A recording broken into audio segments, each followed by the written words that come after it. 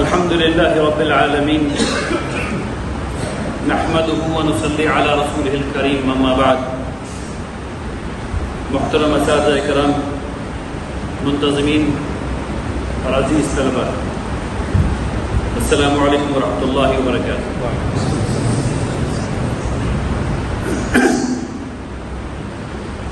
اللہ سبحانہ و تعالیٰ کے احسان ہے کہ ایک بہت کامیاب تعلیمی سال ختم ہوا اور ہم لوگ ایک نئے تعلیمی سفر کو شروع کرنے والے ہیں.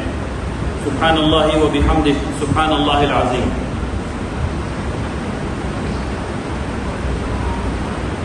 اللہ سبحانہ و تعالیٰ کے شکر کے بعد میں شکر گزار ہوں آپ کے والدین کا اور آپ تمام طلباء کا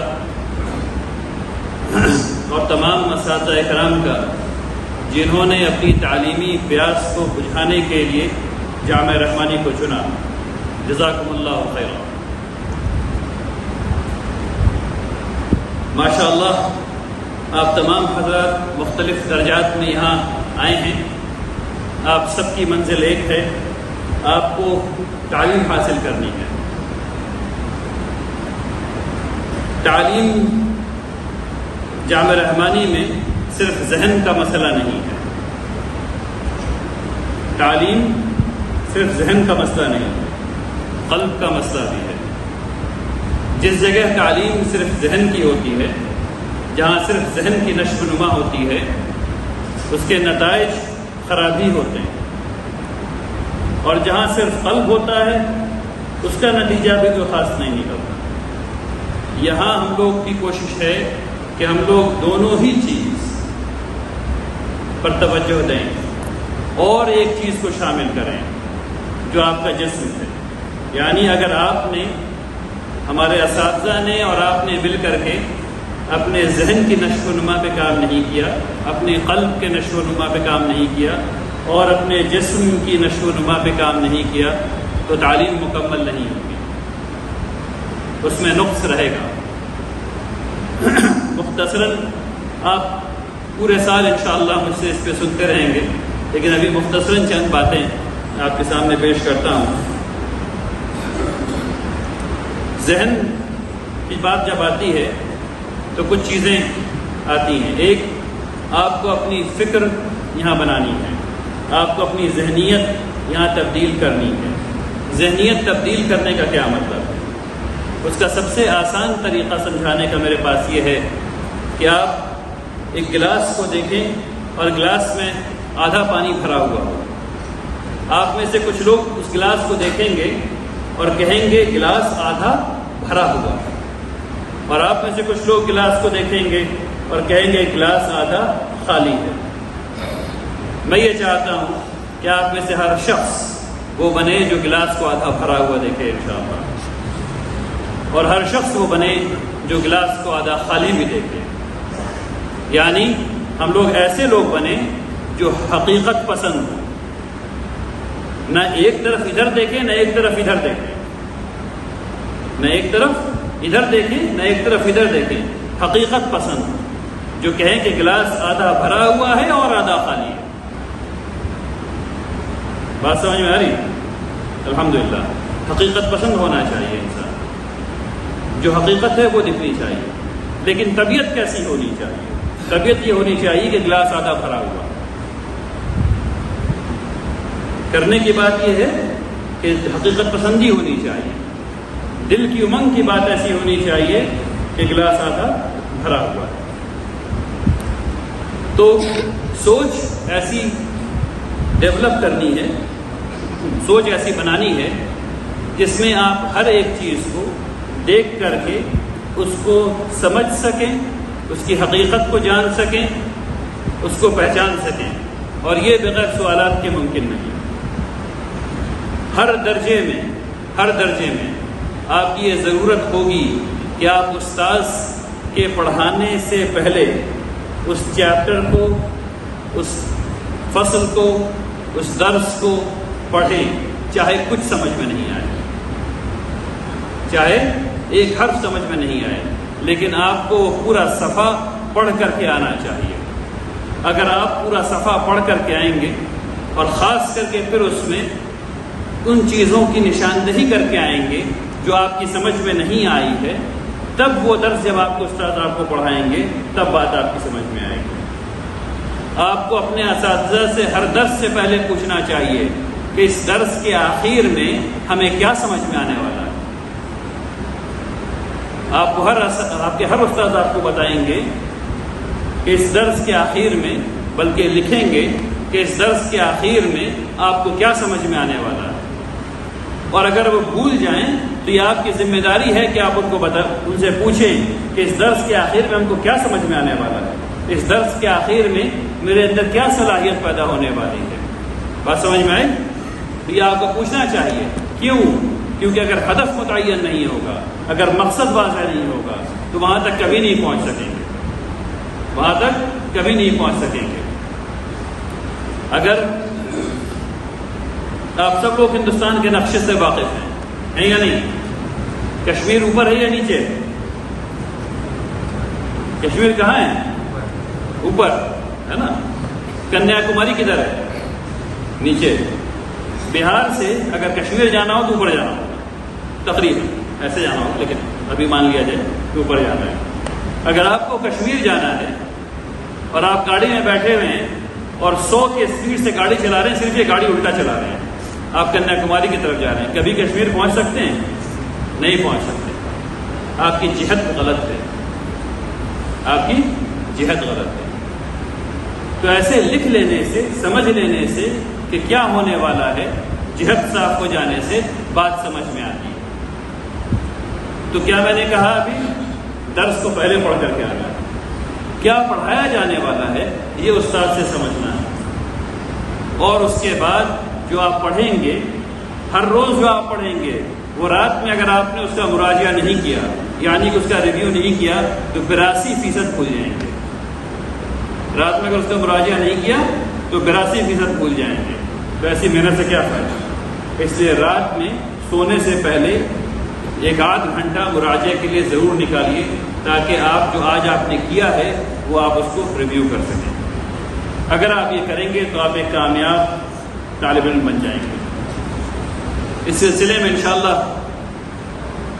سوچ، مختلف قسم کی سوچ اور کیسے اس کو بڑھاتے ہیں، اس کے بارے میں انشاءاللہ کسی اور نشست میں گفتگو ہوگی، کیونکہ وقت ابھی زیادہ ہو گیا ہے۔ قلب کے بارے میں 2-4 بات کہنا چاہتا ہوں آپ سے۔ ہم لوگ ہمیشہ یہ سمجھتے ہیں کہ صرف ہاتھ میں تصویر لے کے بیٹھیں گے اور کہیں گے سبحان اللہ، الحمدللہ، اللہ اکبر، تو یہی ذکر ہے۔ نہیں، یہ بہت اچھا ذکر ہے، یہ مصنون ذکر ہے، بہت فائدہ ہے، لیکن عمل کا ذکر کرنا سیکھیے۔ عمل کا ذکر کیا ہے؟ عمل کا ذکر یہ ہے کہ آپ اللہ سبحانہ و تعالیٰ کی رضا کی خاطر کوئی کام کیجیے، وہ ہے ذکر اللہ کا اصل۔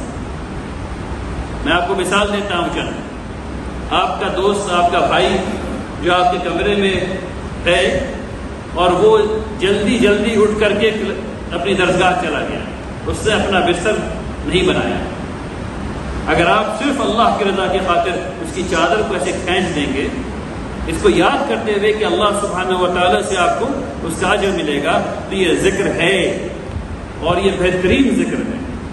اس سے آپ کے قلب کی نشو و نما ہو رہی ہے، اس سے ہو رہی ہے۔ اگر آپ مسجد میں آ رہے ہیں اور کسی دوسرے کی چپل غلط طریقے سے رکھی ہوئی ہے، اگر آپ اس کو اٹھا کر کے جہاں چپل کو رکھتے ہیں اگر آپ وہاں رکھ دیں اس کو، تو یہ ذکر ہے اور بہترین ذکر ہے۔ ٹھیک اسی طریقے سے بیت الخلاء میں اگر گندگی چھوڑ کر کے آپ کا کوئی بھائی چلا گیا ہے غلطی سے، ایک تو چھوڑیے مت، ایک پہلی بات یہ کہ چھوڑیے مت، پانی کا انتظام کر کے جائیے، اور اگر کوئی غلطی سے چھوڑ کے چلا گیا ہے اور آپ اس کو بہا دیں گے تو یہ ذکر ہے اور بہت عمدہ ذکر ہے۔ یاد رکھیے اس بات کو، ہر وہ چیز جو دل کو مار کر کے اللہ کے لیے کرنا پڑے وہ ذکر ہے، اور اس سے بے پناہ فائدہ ہوتا ہے۔ کر کے دیکھیے، بے پناہ فائدہ ہوتا ہے۔ اس کے بعد جب آپ کہیے گا سبحان اللہ، الحمدللہ، اللہ اکبر، تو اس کا کچھ اور ہی فائدہ نظر آئے گا آپ کو انشاءاللہ۔ تیسری چیز، ایسا بالکل نہیں ہونا چاہیے کہ آپ کے عضلات یعنی مسلس کمزور پڑ جائیں. آپ سب لوگ جوان ہیں اور یہی عمر ہے مسل بنانے کی، عضلات بنانے کی. آپ کو چاہیے کہ آپ کھیلیں، عصر سے مغرب تک خوب کھیلیے. جتنے بھی یہاں کھیل کے مواقع ہیں اس کو کھیلیے. ٹہلنے جانے سے کہیں زیادہ بہتر ہے کھیلنا. ٹہلنے جانے سے کہیں زیادہ بہتر ہے کھیلنا. مال جانے سے کہیں زیادہ بہتر ہے کھیلنا. آہستہ آہستہ آپ لوگوں کو یہ عادت ڈالنی چاہیے کہ تعلیم کے وقت میں تعلیم یعنی وہ وقت جو باہر جانے کا ہے صرف اسی وقت میں باہر جائیں. اگر آپ صرف اسی وقت میں باہر نہیں جائیں گے تو منتظمین آپ کے خلاف کارروائی کریں گے. دیکھیے، آپ کے والدین نے ہم لوگوں کو ایک مصولیت دی ہے کہ آپ لوگوں کو تعلیم دیں اور کامیاب تعلیم دیں.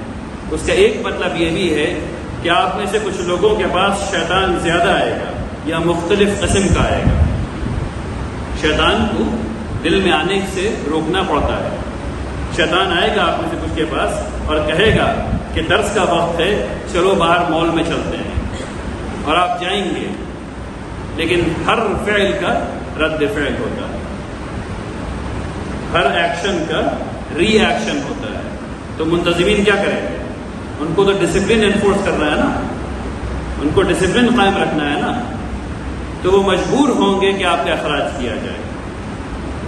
وہ مجبور ہوں گے کہ آپ کو یہاں سے ہٹایا جائے تاکہ دوسرے طلبہ کے لیے آپ مثال بنیں. تو دوسرے طلبہ کے لیے مثال مت بنیے گا. دوسرے طلبہ کے لیے مثال نہیں بننا ہے. کوئی غلط کام نہیں کرنا ہے. اور اگر غلط کام کرنے کی خواہش ہو رہی ہو تو اپنے دوست سے بات کیجیے اور کہیے کہ مجھے روک لو. اور دوست آپ کی ضرورت ہے کہ آپ اپنے دوست کو ہاتھ پکڑ کر کے روکیں. ہم سب لوگ حدیث پڑھتے ہیں اور جانتے ہیں کہ اگر کوئی غلط کام ہو رہا ہے تو اس کو ہاتھ پکڑ کر کے روکنا چاہیے. کم اس سے نچلا درجہ یہ ہے کہ بول کر کے روکنا چاہیے. اور سب سے کمزور ایمان یہ ہے کہ دل میں کم سے کم اس کو پتا ہو کہ غلط ہو رہا ہے.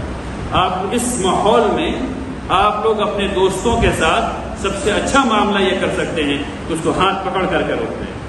اور اگر وہ نہیں ہو رہا ہے تو اس سے پہلے کہ وہ غلط کام ہو جائے آپ آ کے منتظمین کو بتا دیں، استاذ کو بتا دیں، مجھے بتا دیں، تاکہ وہ آپ کا دوسرا دوست جو ہے وہ گڑھے میں گرنے سے رک جائے.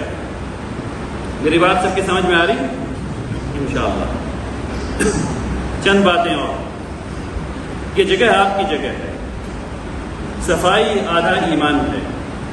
صفائی سے مراد مسجد کی صفائی بھی ہے. آپ میں سے کچھ لوگوں کے اندر یہ شوق پیدا ہونا چاہیے کہ فجر کی نماز سے پہلے مسجد میں آ کر کے جھاڑو لگا دیں، اور یہ عین سعادت ہے. آپ میں سے کچھ لوگوں کو یہ شوق ہونا چاہیے کہ اس سے زیادہ ثواب کمائیں تو درسگاہوں میں جھاڑو لگائیں. آپ میں سے کچھ لوگوں کو شوق ہونا چاہیے کہ اس سے بھی زیادہ ثواب کمائیں تو بیت الخلاء کو جا کے کھائیے، وہ سب سے زیادہ ثواب ہوگا. یہ نئی باتیں ہیں جو آپ کے سامنے آ رہی ہیں. کیوں ایسا کیوں ہوگا؟ کیونکہ جب آپ مسجد کو صاف کرتے ہیں تو آپ کے اندر ایک چیز موجود ہوتی ہے، تکبر، جو آپ کو آپ میں سے کون سے ایسا نہیں ہے جو کعبۃ اللہ میں جا کے جھاڑو لگانا نہیں چاہتا؟ کوئی ہے ایسا یہاں جو وہاں جھاڑو لگانا نہیں چاہتا ہے؟ کیونکہ شرف ہے. ٹھیک اسی طریقے سے مسجد پہ جھاڑو دینا شرف ہے. اور ہر وہ جگہ جو مسلمانوں کے استعمال میں آتی ہے یا انسانوں کے استعمال میں آتی ہے اس کو صاف رکھنا مسلمانوں کا شرف ہے، آنر ہے. اس سے ہم بتاتے ہیں کہ ہم مسلمان ہیں، یہ ہماری شان ہے. پہلے زمانے میں نے ایک جگہ پڑھا، تصدیق نہیں کر سکتا ہوں، میں نے ایک جگہ پڑھا کہ جب قافلہ آیا کرتا تھا تو کئی میل پہلے اس کو پتہ چل جاتا تھا کہ مسلمانوں کا شہر آ رہا ہے، کیونکہ خوشبو آ رہی ہوگی. یہ ہے ہم لوگوں کی چیز. تو اس جامعہ سے خوشبو آنی چاہیے، تعلیم کی خوشبو، جسم سے خوشبو، مسجد سے خوشبو، حتیٰ کہ بیت الخلاء سے بھی خوشبو آنی چاہیے. انتظام کیجیے، بیت الخلاء بھی انشاءاللہ خوشبودار ہوگا باذن اللہ تعالی.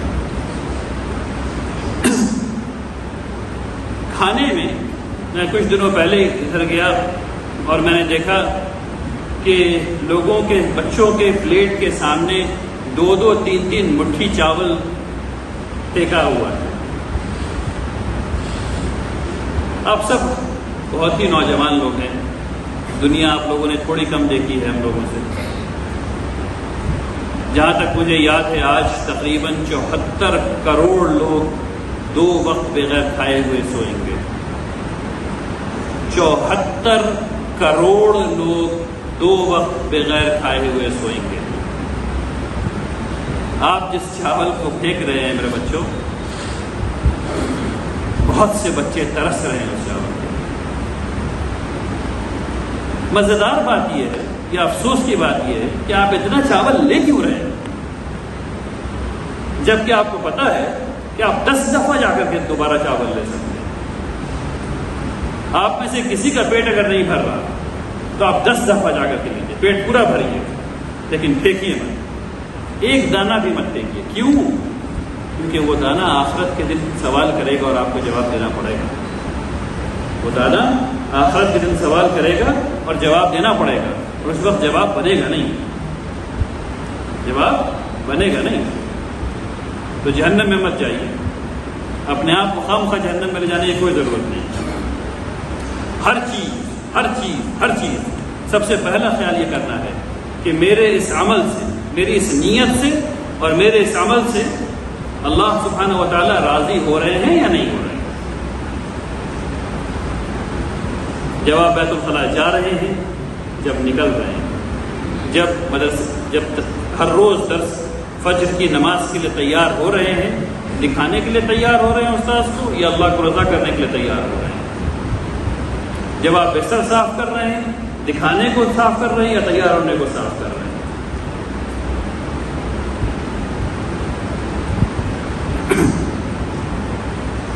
ساری مشکل بات مجھے سے کروائیے گا مولانا، ٹھیک؟ تو اس چیز کا خیال رکھیے، کھانے کو مت دیکھیے. اسی لیے میں نے تمام لوگوں کا کھانا جو ہے وہ ادھر صفوں میں کروایا ہے تاکہ کوئی کھانا نہ پھینکے. تو آج سے خیال رکھیے انشاءاللہ. جو لوگ پھینک چکے ہیں کھانا، انہیں چاہیے کہ اللہ کے حضور رو کر کے معافی مانگے کہ یا اللہ مجھ سے یہ غلطی ہو گئی، مجھے معاف کر دیجیے. اور اللہ معاف کرنے والا ہے، انشاءاللہ ضرور معاف کرے گا. اگر ہم معافی مانگیں تو اللہ ضرور معاف کرے گا انشاءاللہ. آخری بات یہ ہے بھائی کہ جامع رحمانی میں موبائل کا استعمال صحیح نہیں ہے. ہم لوگ اس استعمال کو صحیح نہیں سمجھتے. کورونا کے دوران اس کی اجازت دی گئی تھی، لیکن عام اجازت نہیں ہے. چند لوگوں کے ہاتھ میں آپ موبائل دیکھیں گے، جیسے کہ جو میڈیا کی جو ٹیم یہاں ہے، جو میڈیا کے جو طلبہ یہاں ہیں اور میڈیا کے جو اساتذہ یہاں ہیں، اور اس اساتذہ کے ہاتھ میں آپ موبائل دیکھیں گے، لیکن آپ کے ہاتھ میں موبائل نہیں ہونا چاہیے. اگر آپ کے ہاتھ میں موبائل ہوگا تو اس کا استعمال صحیح نہیں ہے. آپ کو والدین سے بات کرنی ہے، آپ آئیے، یہاں فون رکھا ہوا ہے، آپ والدین سے بات کر سکتے ہیں. اس کا وقت سب کو پتہ ہے، نہیں پتہ ہے تو مولانا عارف صاحب بیٹھے ہوئے ہیں، مولانا عارف صاحب آپ کو بتائیں گے، وہ اعلان وغیرہ لگوا دیں گے انشاءاللہ، تاکہ آپ لوگوں کو آپ کے والدین سے بات کرنے میں کوئی دشواری نہ ہو. ٹھیک ہے نا؟ اگر آپ اپنے چچا سے بات کرنا چاہتے ہیں، پھوپھی سے بات کرنا چاہتے ہیں، وہ سب بات بھی ہو سکتی ہے انشاءاللہ. لیکن موبائل ایسے مت رکھیے. اگر موبائل آپ کے پاس پکڑا جائے گا تو وہ لے لیا جائے گا اور وہ پورے سال نہیں ملے گا، پورے سال نہیں ملے گا. اس لیے موبائل اگر ہے آپ کے پاس تو لا کر کے ابھی جمع کرا دیجیے تاکہ چھینا نہیں جائے، اور نہیں جمع کرانا چاہتے ہیں تو بیٹری نکال کے بکسے میں ڈال دیجیے. ٹھیک ہے نا؟ الا ان لوگوں کے جن کو آتھرائز کیا گیا ہے موبائل کا استعمال. سب کی بات سمجھ میں آئی؟ الحمدللہ رب العالمین. تو میں نے جو بات کہی موٹا موٹی، اپنی عقل کا خیال کیجیے، اس کی نشو و نما کا خیال کیجیے، اپنے قلب کا خیال کیجیے، اپنے جسم کا خیال کیجیے، جامع رحمانی کا خیال کیجیے، اپنے اساتذہ کا پورا احترام کیجیے. اور یہ آخری بات ہے، آپ میں سے کچھ حضرات پہلے کچھ ایسے سوالات بناتے رہے ہیں جس سے ان کی منشا اساتذہ کو تنگ کرنا ہے. جب بھی انسان کچھ نیت کرتا ہے تو وہ نیت دوسروں تک پہنچ جاتی ہے. قلب کا مسئلہ ایسا ہی ہوتا ہے، وہ نیت دوسروں تک پہنچ جاتی ہے. جب آپ کی نیت آپ کے اساتذہ بھاپ لیتے ہیں تو فعل کا رد فعل بھی ہوتا ہے. ٹھیک ہے نا؟ اور جب استاد رد فعل کریں گے تو وہ آپ کو پسند نہیں آئے. اس لیے سمجھنے کی نیت سے سوال بنائیے، استاذ کو ٹیسٹ مت کیجیے۔ اگر آپ یہ غلطی سے بھی سمجھ پاتے ہیں کہ استاذ کے پاس تو پورے جہان کا علم ہے، تو لقمان حکیم کے پاس بھی پورے جہان کا علم نہیں۔ آپ کے سامنے جو آپ کے اساتذہ بیٹھے ہیں، انہوں نے آپ سے 4 کتابیں زیادہ پڑھی ہیں، آپ سے عمر میں زیادہ ہے، تو ان کے پاس 4 کتابوں کا زیادہ علم ہے اور عمر کا تجربہ ہے۔ فقط ہم سب متعلم ہیں، جتنے لوگ ادھر بیٹھے ہیں وہ بھی متعلم ہیں، جتنے لوگ ادھر بیٹھے ہیں وہ بھی متعلم ہیں۔ یہ بات صرف اتنی سی ہے کہ ادھر جو لوگ بیٹھے ہوئے ہیں انہوں نے تجربہ کچھ کما لیا ہے زندگی کا، جو آپ کو چاہیے، جو آپ کے پاس نہیں ہے، جو آپ ان سے لے سکتے ہیں۔ اور لیں گے کیسے؟ احترام سے۔ اگر احترام نہیں ہوگا، عزت نہیں ہوگی، محبت نہیں ہوگی، تو کوئی کچھ کام نہیں کرے گا۔ یہ تینوں چیز ضروری ہیں تعلیم کے لیے، اور اس میں سب سے زیادہ ضروری احترام۔ اگر احترام نہیں ہوگا تو کچھ نہیں سیکھے گا، ٹھیک ہے نا؟ تو احترام بے پناہ ضروری ہے۔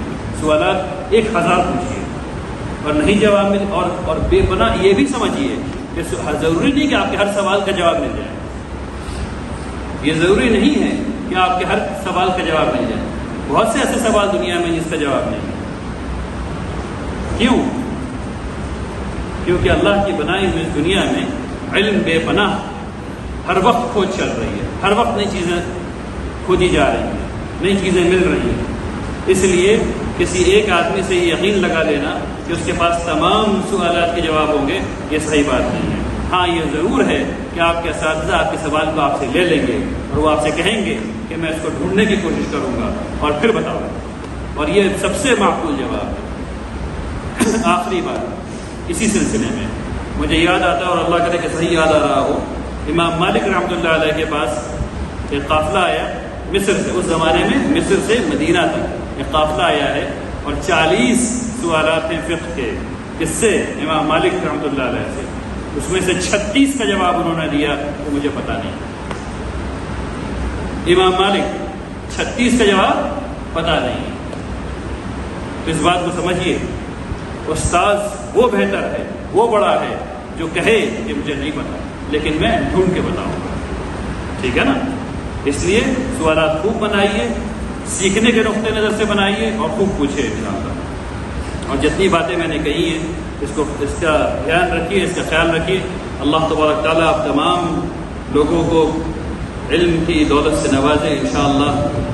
آئیے سب لوگ دعا کریں ایک دوسرے کے لیے، علم کے لیے، اس کی آسانی کے لیے، اس کی آسانی سے حصولیابی کے لیے انشاءاللہ۔ بسم اللہ الرحمن الرحیم۔